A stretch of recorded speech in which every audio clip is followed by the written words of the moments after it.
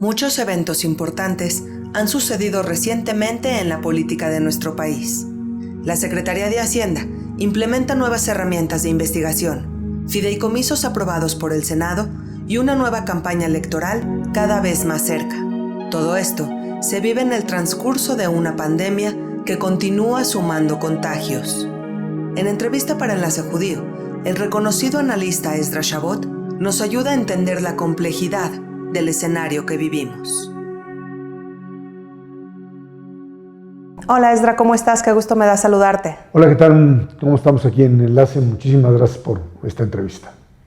Esdra, uno de los temas con los que quiero empezar, que más interesa, son las nuevas herramientas que utilizará la Secretaría de Hacienda para llevar un control más estricto en su labor. ¿En qué consisten estas nuevas herramientas y sobre todo, qué opinas de esto? Mira, se trata, Nadia, de un mecanismo cada vez más, fiscalizador. Recordemos que durante todo este año la Secretaría de Hacienda lo que ha intentado es, y lo ha conseguido, ha sido obtener una mayor recaudación fiscal por la vía de tomar a los grandes contribuyentes, sentarlos y prácticamente obligarlos a pagar sin ir a juicio.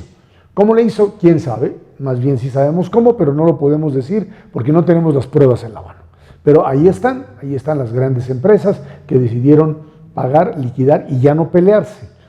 Pero pues hay que reconocer que en un año tan difícil, donde la recaudación fiscal, lo que el gobierno cobra, es poco, pues tratan definitivamente de ir y sacar la mayor cantidad de dinero, como cualquier hacienda pública lo hace.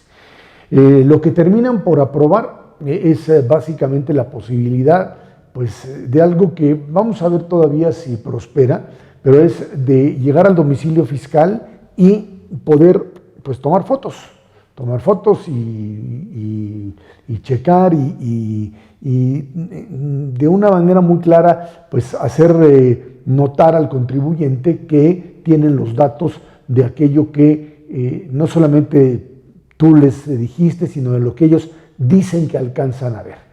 Que esto se vuelve a veces excesivo, sí se vuelve excesivo, pero esto tiene una lógica, me parece, más de escándalo que de posibilidad de obtener ingresos.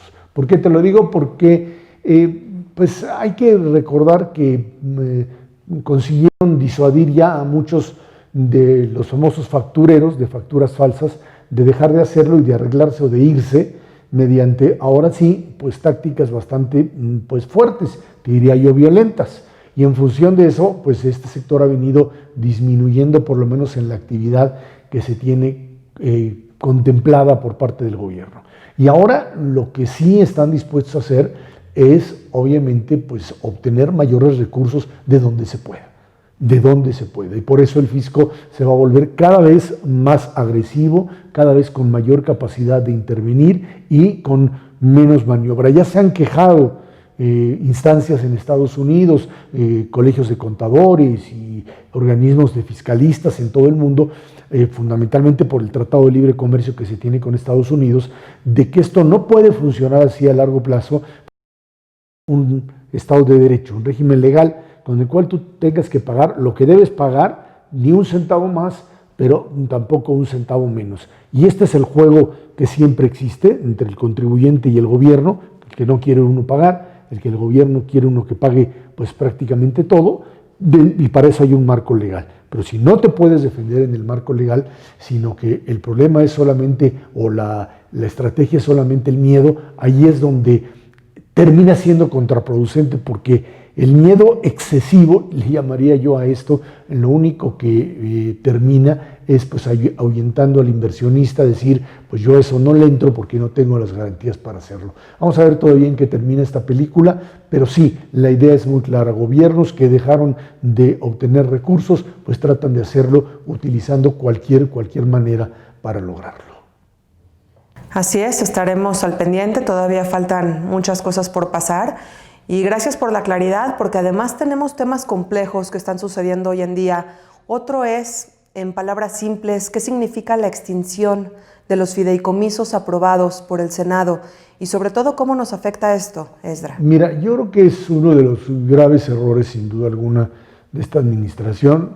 Yo entiendo lo que representa esta idea de que se puedan hacer mal uso de los recursos, pero los que conocen y a los que les hemos preguntado y cada vez más informados sobre el manejo de fideicomisos, el tema de un fideicomiso es muy sencillo, es un dinero que se resguarda para un objetivo común. Tú quieres darle dinero a tu hijo para que estudie en la universidad, le haces un fideicomiso y solo puede utilizarlo para eso, punto.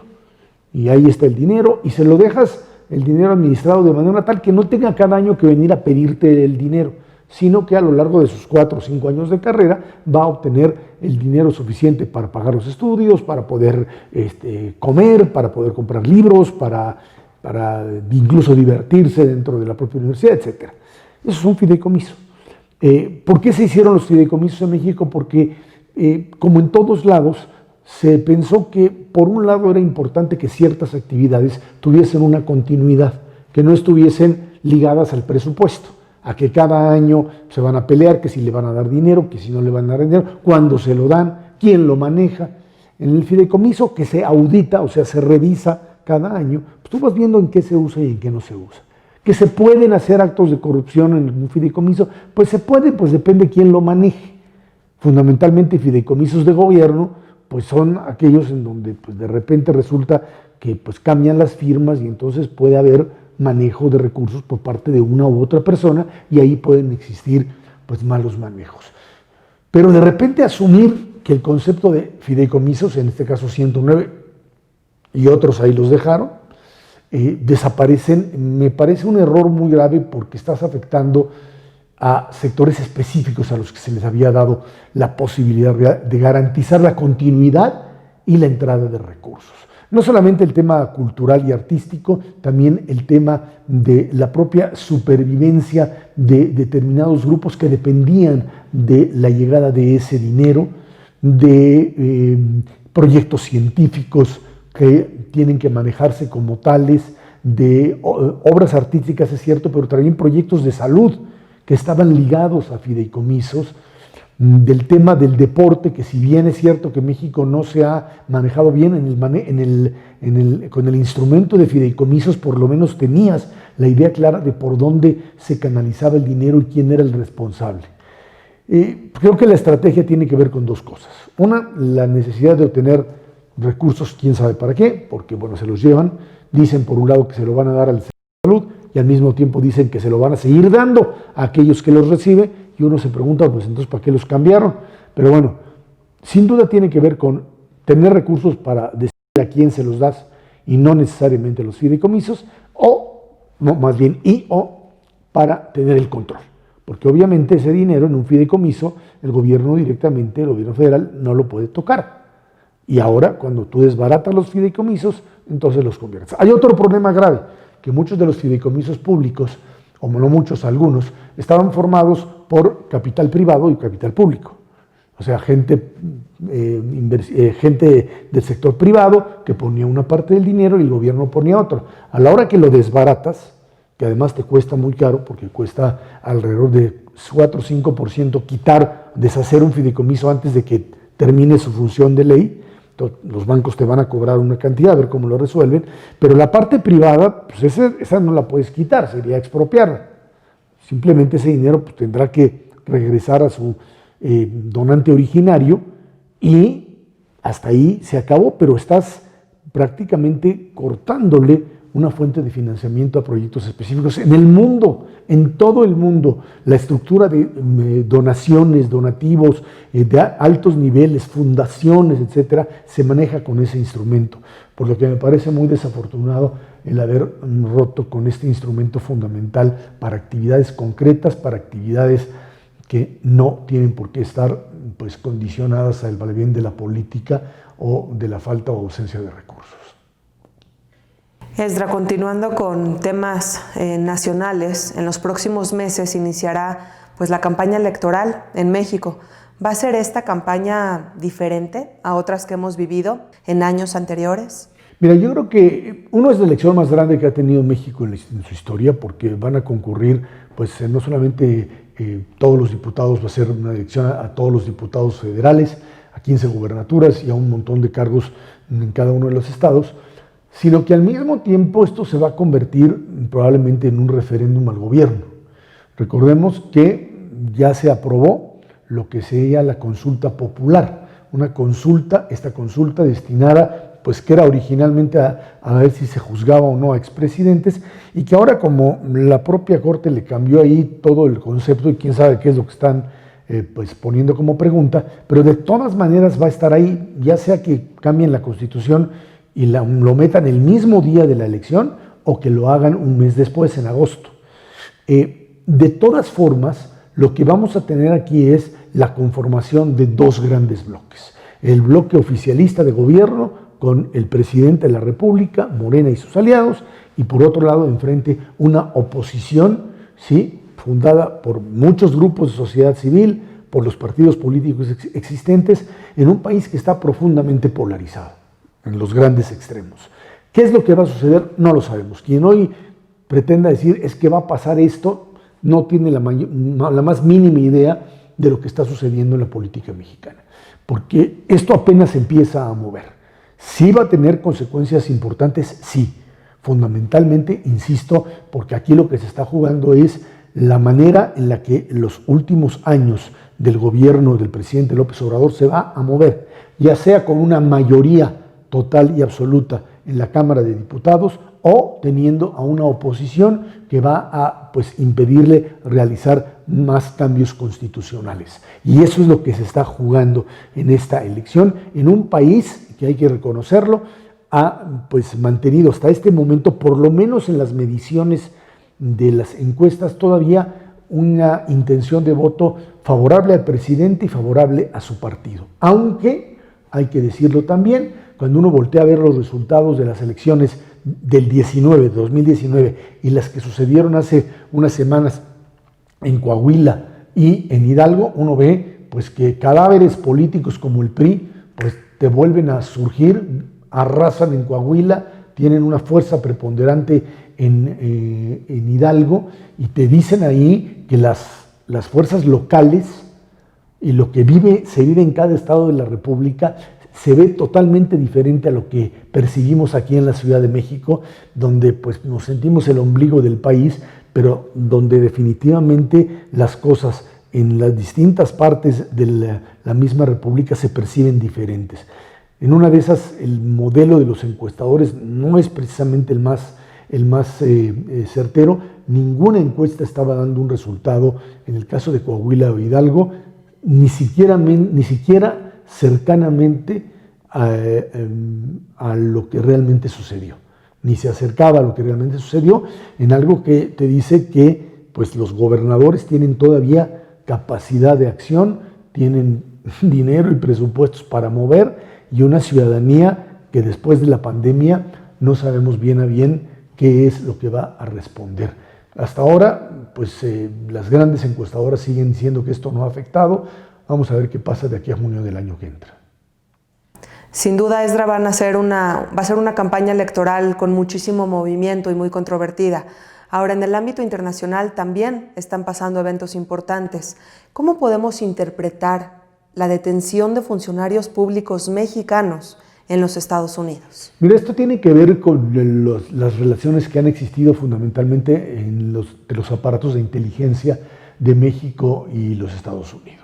Es una relación muy complicada, muy compleja, hasta donde fundamentalmente en el tema de lucha contra el crimen organizado, agencias como la DEA o la CIA, Agencia Central de Inteligencia, tienen injerencia en lo que aquí pasa. La agencia antidrogas, la DEA, es una agencia bastante complicada, en donde el tema de la negociación con los cárteles, el tema de meterse dentro de los cuerpos policiales de los distintos países, le ha creado a esta agencia muchísimos problemas, también de corrupción y de colaboración de algunos de sus miembros con los propios cárteles. Así como le sucede a las autoridades mexicanas, también le sucede a ellos. Aquí quizá lo más difícil de poder identificar es que de repente hay una parte de la inteligencia norteamericana en donde tú puedes ver hace unos años, por ejemplo, que van y premian a Genaro García Luna por ser el policía que colaboró y le dan premios por todos lados, y pasan 2, 3 años y de repente aparece como alguien que colaboraba con el narco y lo detienen. La detención en Los Ángeles del general Salvador Cienfuegos, exsecretario de Defensa de Peña Nieto, es verdaderamente un golpazo enorme a esta relación México-Estados Unidos. Porque si partamos del principio de que el señor es inocente, si el señor es inocente, si este general no tiene nada que ver con esto, y esto se lo inventó la DEA porque encontró que una llamada, que un testigo del juicio del Chapo Guzmán hizo, lo involucra y no es cierto, pues la verdad es que se trata de un golpe de la DEA a la relación México-Estados Unidos, que es verdaderamente increíble que esto suceda. Parece, si esta es la hipótesis válida, que hay un pleito entre agencias de Estados Unidos y entre agencias norteamericanas entre sí. Al general Cienfuegos también lo condecoraron, lo hicieron pues ciudadano de honor y tanta fiesta le hicieron en Washington, y ahora resulta que llega ahí a un paseo a Disneylandia y lo detienen, que si ahora hay mil especulaciones, que si se entregó, que si está pactado, no lo sabemos. Ahora, lo único cierto es que si existía en este caso, como en los otros, colaboración entre las partes, pues es obvio que en el caso de Cienfuegos no la hubo, la escondieron, y por lo menos una parte del aparato de inteligencia norteamericano, en este caso la DEA, y el propio servicio diplomático mexicano no lo supo. Y estás hablando entonces de un conflicto diplomático entre México y Estados Unidos, en donde México dice, pues a mí no me avisaron, y esto es relativamente grave. Ahora, en el caso de que sí lo sea, partamos del principio de culpabilidad, pues que tuviste a un secretario de la Defensa durante años que no pudiste identificar, ni tú, ni una parte del propio Servicio de Inteligencia norteamericano, no lo pudieron identificar hasta hace un año. Estamos hablando aquí de un conflicto que parecería está más relacionado con el pleito entre las agencias norteamericanas por el control de los servicios de inteligencia en una administración como la de Trump, que además en este momento está en los últimos días de saber si se queda o se va. Y en donde estos grupos, recordemos que Trump se peleó con los grupos de inteligencia, los acusó de estarlo espiando, disparó a diestra y siniestra contra ellos, y hoy esos grupos empiezan a moverse solos y a jugar, a generar conflictos incluso entre unas agencias y otras. ¿Dónde va a terminar? No lo sé. No sé si lo que tienen realmente como pruebas, incluso contra García Luna, incluso contra el general Cienfuegos, son suficientes como para llevarlos a prisión. Lo cierto es que hoy estamos ante un conflicto muy serio con los Estados Unidos, y en donde el papel del ejército mexicano, por primera vez en mucho tiempo, está puesto en entredicho en esta relación en el combate al crimen organizado, fundamentalmente a las drogas, cuando sabíamos o decíamos desde hace tiempo que este era el último eslabón que teníamos para poder controlar al crimen organizado. Esdras, finalmente tú y yo pues siempre tocamos el tema comunitario, y es que se ha dado un repunte en los contagios por coronavirus en la comunidad en las últimas semanas. La pregunta ¿es parte del efecto matemático de cualquier pandemia, porque son múltiplos, o más bien hay culpables en esto? Mira, yo creo que no se trata de poner culpables en esto, no se trata de acusar a nadie, porque no funciona. Yo creo que hay que entender que si bien hay un repunte, y lo hay en el país, aquí nunca hubo en México una tendencia a la baja, por lo menos no significativa. En el tema comunitario, las autoridades comunitarias hicieron su máximo esfuerzo y aguantaron vara, como se dice en México, ante las presiones de gente que dice a mí no me pasa, y el coronavirus es una gripita, y no. Tenemos 22 muertos. Y creo que es un número, 1 es mucho, 22 es totalmente inaceptable.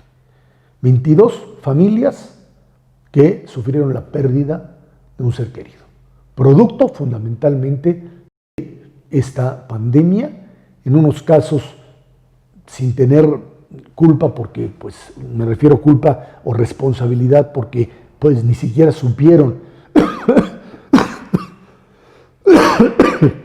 perdón, porque ni siquiera supieron dónde la obtuvieron, dónde se contagiaron, pero otros casos en donde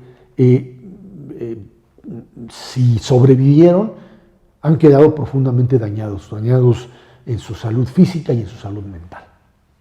Estamos ante un problema muy grave y eso lo tiene que entender la gente. Esta idea de que no pasa nada, de que pues finalmente la gente joven aguanta. Hay que recordar que la mayoría de los jóvenes, de los infectados en la comunidad son gente joven, entre 30 y 40 años.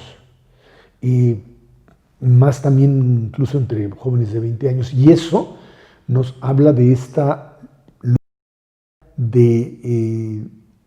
no es el encuentro en una casa con cubrebocas, que uno puede entenderlo hasta un determinado punto y que si alguno se contagió, etc.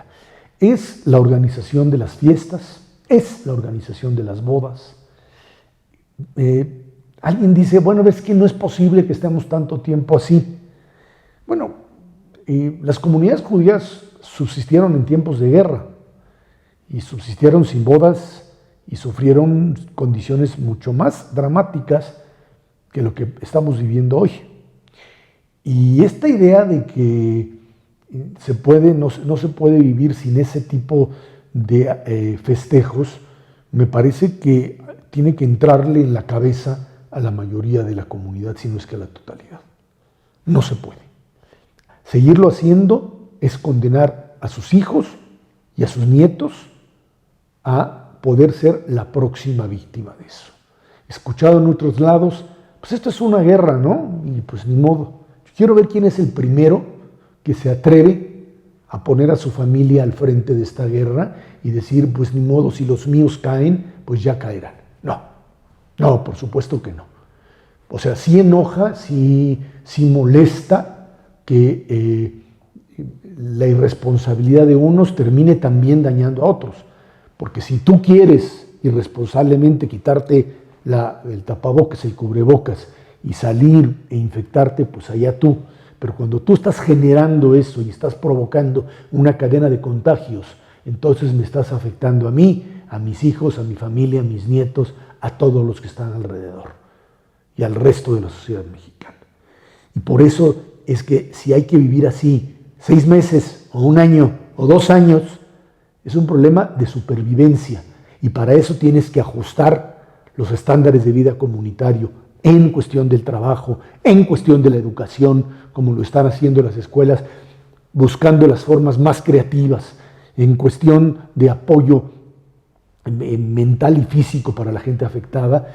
Y pues sí resulta para toda esta gente que se ha roto el alma para cuidar a la comunidad, pues ver actitudes irresponsables de aquellos que insisten en que aquí no pasa nada. Me parece totalmente inadecuado. Ahí están las autoridades de todo tipo, autoridades comunitarias, autoridades rabínicas, autoridades médicas que han estado al pie del cañón para tratar de evitar que esto siga adelante. Yo sí, ahora sí que en la humilde opinión haría un llamado en este momento de repuntes a decir, señores, es el momento de dar un paso atrás, de reconsiderar todo lo que implica esta idea de la salida sin ningún tipo de cuidado. Cubrebocas, lavado de manos, sanitización. Si se va a ir a visitar a alguien de edad porque no puede estar solo todo el tiempo, pues está bien, eso se entiende, hay un desgaste enorme. Cubriéndose, no mucho tiempo, eso va a ayudar enormemente. Pero no se pueden generar estos encuentros masivos. Es imposible. Estamos poniendo en riesgo la vida de muchísima gente. 2,000 contagiados en la comunidad, es más del 5% como tal. Es altísimo ese nivel. E insisto, 22 personas fallecidas no merecían ser así, morir así. Creo que deberíamos tomarlo en cuenta a la hora de asumir responsabilidades, Nadia. Muchas gracias. Gracias, Esdras. Lo que pasa es que nos cuesta trabajo entender tal vez que somos armas portátiles, que salimos a la calle y somos armas que podemos disparar y matar, incluso sin quererlo. Te quiero agradecer enormemente tu tiempo, como siempre tu claridad, y nos estaremos viendo próximamente para futuras entrevistas. Muchas gracias. Gracias, Enlace Judío, por esta entrevista. Gracias, Esdras. Un abrazo.